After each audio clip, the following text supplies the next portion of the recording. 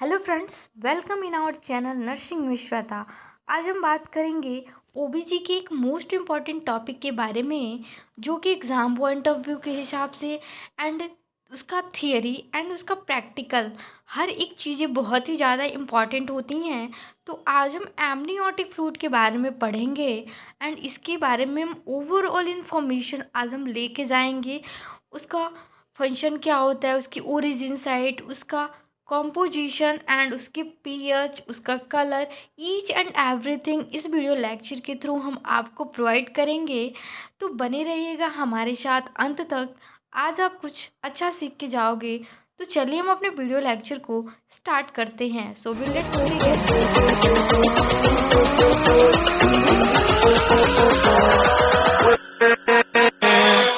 Amniotic fluid जो कि amniotic sac में रहता है, जो कि ग्रोइंग फीटस को चारों तरफ से सराउंड करके रखता है, घेरे रखता है और ये फीटस को किसी भी तरीके की इंजरी से बचा के रहता है।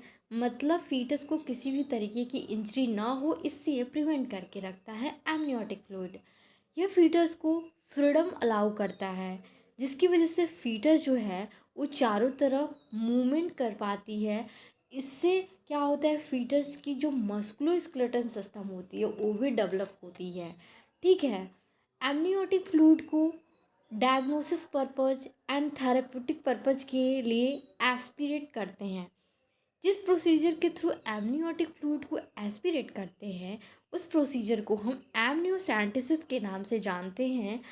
और इस प्रोसीजर के थ्रू हम पता लगाते हैं कि फीटस को किसी भी तरीके की क्रोमोसोमल एबनॉर्मलिटी तो नहीं है या कोई डिफेक्ट तो नहीं है। तो मेनली एमनियोसेंथेसिस एक ऐसा प्रोसीजर है जिसमें एमनियोटिक फ्लूइड को एमनियोटिक सैक से एस्पिरेट करते हैं और इसे हम पता लगाते हैं कि फीटस में किसी भी तरीके की क्रोमोसोमल डिफेक्ट तो नहीं है।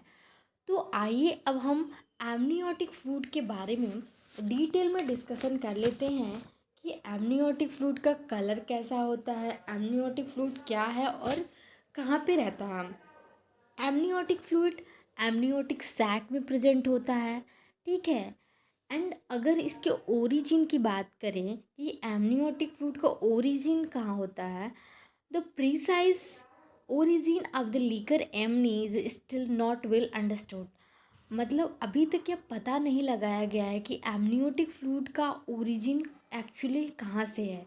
एमनियोटिक फ्लूइड को हम लीकर एमनी के नाम से भी जानते हैं, लेकिन maternal origin and foetal origin इसके लिए रिस्पॉन्सिबल होते हैं। मैटरनल ओरिजिन में ultra filtration of the maternal plasma, maternal के प्लाज्मा का जब अल्ट्रा फिल्ट्रेशन होता है तो एमनियोटिक फ्लूइड बनाने के लिए रिस्पॉन्सिबल होता है। मतलब ये जो ultra filtration of the maternal plasma होता है वो अर्ली प्रेगनेंसी में होता है, मतलब अप टू 12 वीक तक। मतलब जो होता है मैटरनल प्लाज्मा से, मैटरनल प्लाज्मा का अल्ट्रा फिल्ट्रेशन होता है तो एमनियोटिक फ्लूइड बनता है। और इसका जो अमाउंट रहता है एट द 12 वीक तक 50 ml तक रहता है। ठीक है। नेक्स्ट अगर हम बात करें कि फीटल ओरिजिन, मतलब फीटस से किस तरीके से एमनियोटिक फ्लूइड का ओरिजिन होता है, तो डिफ्यूजन प्रोसेस के थ्रू होता है। Foetal skin and the foetal urine, means the diffusion through the foetal skin and the foetal urine. Foetal skin और फीटल यूरिन का डिफ्यूजन के थ्रू एमनियोटिक फ्लूइड बनता है, जो कि लेट प्रेगनेंसी में बनता है, मोर देन 20 वीक के बाद। ठीक है। Maximum amount of the amniotic fluid का फॉर्मेशन स्टार्ट हो जाता है 20 वीक के बाद ही। ठीक है। 20 वीक के बाद एमनियोटिक फ्लूइड का मैक्सिमम अमाउंट देखने को मिलता है। ठीक है। पर डे अगर एमनियोटिक फ्लूइड की बात करें कि 8 ton per day amniotic fluid कितना इसका प्रोडक्शन होता है, तो 400 से 1200 ml पर डे। जब प्रेगनेंसी 8 टन पे होती है तो उस टाइम पे पर डे एमनियोटिक फ्लूइड का 400 से 1200 ml पर डे इसका प्रोडक्शन होता है। एंड पर डे अमाउंट अपने amniotic fluid swallowed by the foetus at 200 से 500 ml। मतलब 400 से 1200 ml per day amniotic fluid का प्रोडक्शन हुआ, जिसमें से 200 से 500 ml एमनियोटिक फ्लूइड को फीटस के द्वारा सॉलो कर दिया जाता है पर डे। ठीक है। एंड एक कंडीशन होती है फीटल एकानेसिस सिंड्रोम। इस कंडीशन में फीटस जो है ना एमनियोटिक फ्लूइड को सॉलो नहीं कर पाता है। ठीक है। अगर फीटस एमनियोटिक फ्लूइड को सॉलो नहीं करेगा, इसका मतलब एमनियोटिक फ्लूइड ज़्यादा रहेगा, मतलब उसने सॉलो नहीं की। ठीक है। तो एमनियोटिक फ्लूइड का जो अमाउंट है एमनियोटिक सैक में ज़्यादा हो जाएगा।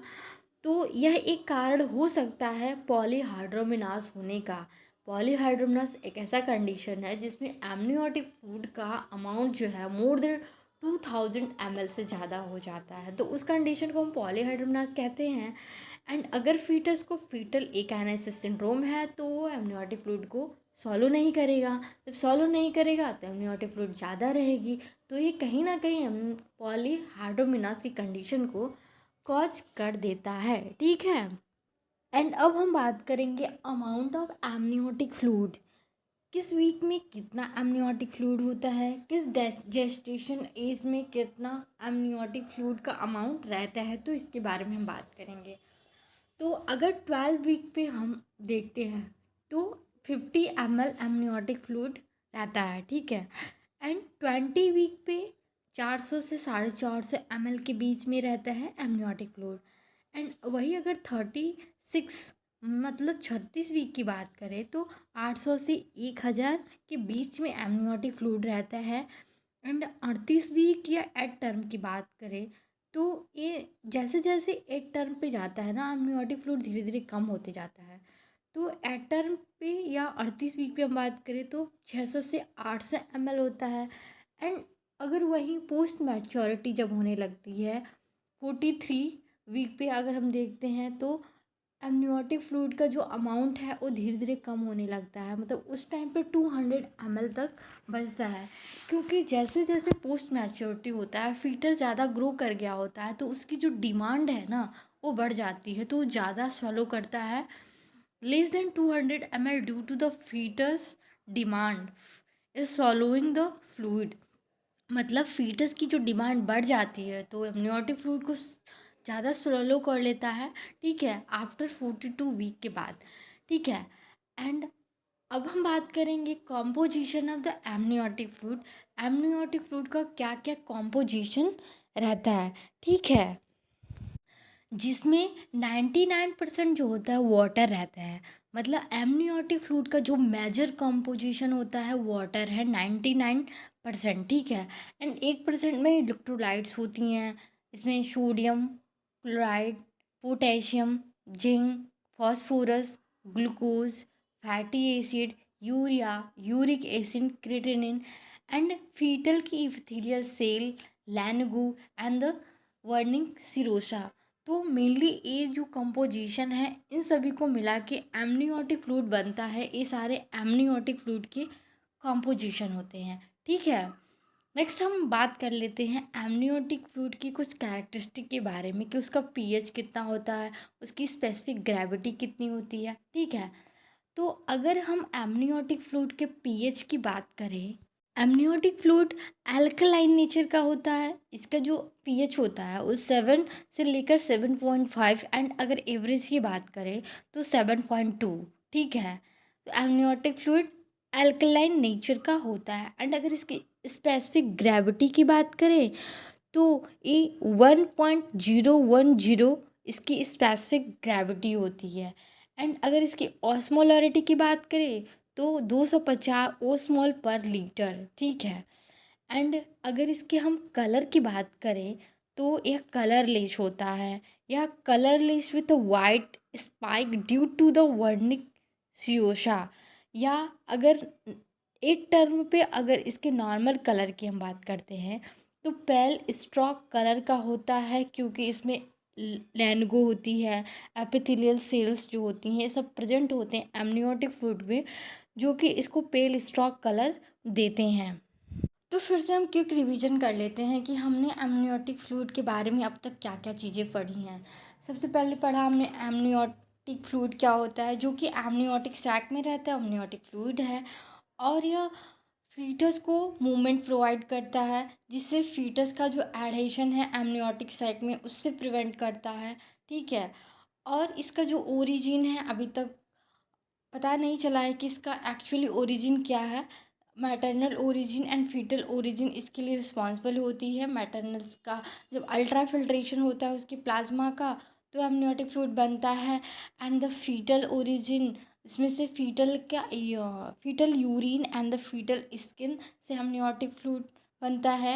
ये लेट प्रेगनेंसी में बनता है, मोर देन 20 वीक के बाद ही। और maximum amount of the amniotic fluid का स्टार्ट होने लगता है 20 वीक के बाद।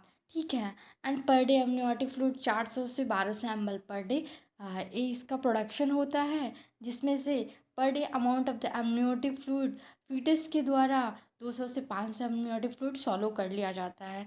एंड अगर एमनियोटिक फ्लूइड को फीटस सॉलो नहीं कर रहा है तो वहाँ पे एक डिजीज़ देखा जाता है, फीटल एकाइनेशिया सिंड्रोम, जिसमें अगर फीटस एमनियोटिक फ्लूइड को सॉलो नहीं करेगा तो पॉलीहाइड्रोमनास कंडीशन देखने को मिलती है। एंड इसके अलावा हमने amount of the amniotic fluid के बारे में बात किया था कि 12 वीक भी 50 ml रहती है, एंड 20 वीक भी 400 से 450 ml, एंड 36 वीक पे 800 से 1000 ml के बीच में रहती है, एंड एट टर्न पे 600 से 800 ml के बीच में। और जैसे जैसे इसकी पोस्ट मैच्योरिटी होती रहती है उसके एमनियोटिक फ्लूइड का अमाउंट धीरे धीरे कम होने लगता है, क्योंकि फीटस का डिमांड जो है वो बढ़ने लगता है। इसके अलावा हमने इसके कॉम्पोजिशन के बारे में बात किया था। इसका जो मेजर कॉम्पोजिशन होता है वाटर होता है, जो कि 99 पार्टिसिपेट करता है। एंड इसके अलावा 1% भी इलेक्ट्रोलाइट होती हैं, इसमें sodium, potassium, zinc, phosphorus, glucose, fatty acid, urea, uric acid, ये सारी ही चीज़ें रहती हैं 1% में। एंड इसके अलावा हमने इसके अब हम बात करेंगे फंक्शन ऑफ एमनियोटिक फ्लूइड, कि एमनियोटिक फ्लूइड का क्या फंक्शन है। तो इसका जो मेन फंक्शन है ये फीटस को प्रोटेक्शन प्रोवाइड करके रखता है। ठीक है। एंड इसके अलावा एमनियोटिक फ्लूइड का during the pregnancy and during the labour इसका क्या काम है, इसको भी हम देख लेते हैं। During the pregnancy amniotic fluid एक शॉक एब्जॉर्बर की तरह काम करता है, जो कि फीटस को एक्सट्रेनियस इंजरी से बचा के रखता है। एमनियोटिक फ्लूइड एक शॉक एब्जॉर्बर की तरह काम करता है और फीटस को इंजरी से बचा के रखता है, इंजरी से प्रिवेंट करता है। ठीक है। इसके अलावा एमनियोटिक फ्लूइड टेम्परेचर को मेंटेन करके रखता है। ठीक है। एंड इसके अलावा एमनियोटिक फ्लूइड फीटस को एक मूवमेंट प्रोवाइड करता है, जिससे कि फीटस का जो स्किन है वो एमनियोटिक मेम्ब्रेन में एडेशन ना हो जाए, चिपक ना जाए, इससे भी एमनियोटिक फ्लूइड प्रोवाइड करता है। ठीक है।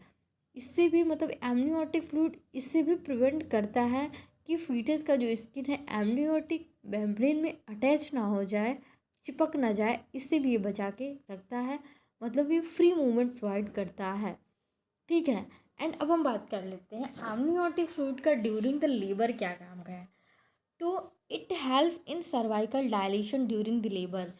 लेबर के टाइम पे एमनियोटिक फ्लूइड सर्वाइकल का डायलेशन करता है, सर्विक को डायलेट करके रखता है। It flush the birth canal, जो भी बर्थ कैनाल होती है ना उसको फ्लश कर देता है, उसके रास्ते को खोल देता है at the end of the first stage of the labour. And it aseptic bactericidal action protect the fetus and prevent the ascending infection to the intrauterine cavity. At the end of the first stage ये birth canal को flush कर देता है, जिससे कि intrauterine fetal को infection ना हो ड्यूरिंग द लेबर, ये इस चीज़ से भी बचा के रखता है। Protect the ascending infection to the uterine cavity, uterine cavity में असेंडिंग मतलब नीचे से ऊपर की तरह इन्फेक्शन ना आए यूटराइन कैविटी में, ये उससे भी बचा के रखता है। एंड इसके अलावा most common reliable diagnosis to for the detection of the amount of the amniotic fluid, मतलब एमनियोटिक फ्लूइड के अमाउंट को डिटेक्ट करने के लिए जो रिलायबल मेथड होता है वो होता है अल्ट्रासोनोग्राफी के थ्रू ही हम एमनियोटिक फ्लूइड का अमाउंट को हम पता लगा सकते हैं। अल्ट्रासोनोग्राफी से मेनली दो तरीके से हम एमनियोटिक फ्लूइड के अमाउंट का पता लगाते हैं। सबसे पहले तो हम AFI मतलब एमनियोटिक फ्लूइड इंडेक्स, जो इसका नॉर्मल वैल्यू होता है 5 से 25 सेंटीमीटर होता है। मतलब अगर 5 से 25 सेंटीमीटर के बीच में आ रहा है एमनियोटिक फ्लूइड इंडेक्स, इसका मतलब एमनियोटिक फ्लूइड जो है वो नॉर्मल है। एंड इसके अलावा जो दूसरा मेथड है एसडीपी, मतलब सिंगल डिपोट पैकेट, ठीक है। और इसकी जो नॉर्मल वैल्यू होती है वो होती है 2 से 8 सेंटीमीटर। अगर 2 से 8 सेंटीमीटर के बीच में अगर आ रहा है सिंगल डिपोट पैकेट तो एमनियोटिक फ्लूइड नॉर्मल माना जाता है। अब हम बात कर लेते हैं कि इस AFI मतलब एमनियोटिक फ्लूइड इंडेक्स को चेक कैसे करते हैं। That is a monitor the length of the vertical pocket from the foetal skin to the amniotic membrane. मतलब इसमें हम length of the vertical pocket measure करते हैं, मॉनिटर करते हैं। मतलब ये रहा फीटल का स्किन और ये रहा एमनियोटिक मेम्ब्रेन, इसमें हम वर्टिकल पॉकेट को मेजर करते हैं, ठीक है। अगर ये वर्टिकल पॉकेट मोर देन 25 है, मतलब 25 से ज़्यादा है, तो ये पॉलीहाइड्रोमिनोस की कंडीशन को इंडिकेट करते हैं। एंड अगर ये एमनियोटिक फ्लूइड इंडेक्स 5 से कम है तो ये ऑलिगोहाइड्रोमिनोस की कंडीशन को इंडिकेट करता है। एंड अगर 5 से 25 के बीच में है तो ये नॉर्मल एमनियोटिक फ्लूइड को इंडिकेट करता है। मतलब इसमें हम जो फीटस की स्किन होती है और एमनियोटिक फ्लूइड का जो मेम्ब्रेन होता है उसके बीच में हम वर्टिकल लेंथ को मेजर करते हैं, ठीक है, जो कि 5 से 25 सेंटीमीटर के बीच में होता है। एंड अगर उस 25 से ज़्यादा तो पॉलीहाइड्रोमिनोस, अगर 5 से कम तो ऑलिगोहाइड्रोमिनोस की कंडीशन को इंडिकेट करता है।